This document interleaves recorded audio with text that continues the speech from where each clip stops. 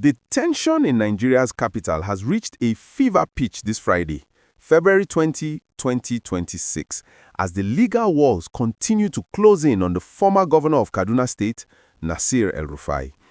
In a dramatic escalation of an already explosive week, operatives from the Independent Corrupt Practices and Other Related Offences Commission, the ICPC, carried out a heavy-duty raid on El-Rufai's private mansion located on Aso Drive in Abuja. This search occurred just as the former governor was entering his third consecutive night in total security lockdown. The timeline of events has been nothing short of a political thriller. After being released on administrative bail by the EFCC on Wednesday night, following a grueling 48-hour interrogation, El-Rufai didn't even make it past the facility's exit gates before he was intercepted and rearrested by a joint team of security operatives. He was immediately whisked away to the ICPC headquarters, where he remains in custody. His media aide, Muyiwa Adekeye, confirmed the raid on the Aso Drive residence, while El-Rufai's legal team, led by Ubong Akpan, has vocally condemned the operation as a blatant violation of fundamental rights and an unlawful breach of legal procedure. The atmosphere at the residence during the search was described as incredibly tense, with investigators reportedly combing through documents and digital devices to find evidence related to a staggering 423 billion naira financial mismanagement probe that has been hanging over the former governor's head since a landmark 2024 State Assembly report. This raid is not just about the missing billions from Kaduna's treasury. It is part of a massive multi-agency encirclement that has seen the DSS, the EFCC, and now the ICPC all moving in sync.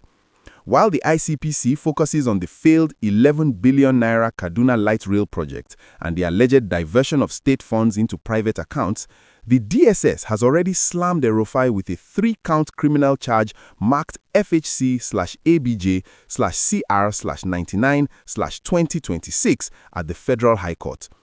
These charges are particularly damaging because they stem from El-Rufai's own words during a live interview on Arise television just last week.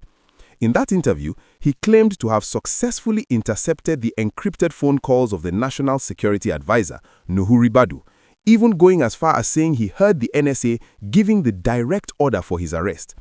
By making those claims, the government argues he has admitted to a high-level cybercrime and a breach of national security. This is why the raid on his mansion is so significant.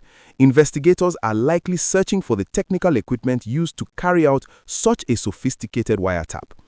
The legal pressure is so intense that even his veteran lawyers are struggling to keep up with the overlapping invitations and detention orders from the different agencies.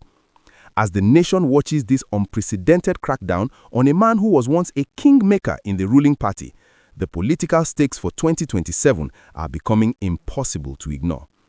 If you are finding this breakdown of the ongoing power struggle between the federal government and the former governor absolutely gripping, please take a moment right now to hit that like button.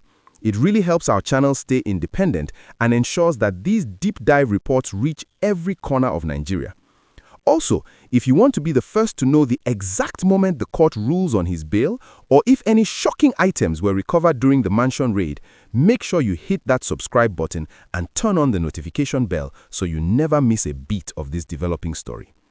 The street reaction to this week's event has been polarized and occasionally violent. In Abuja and Kaduna, rival groups of protesters have clashed outside the commission's headquarters.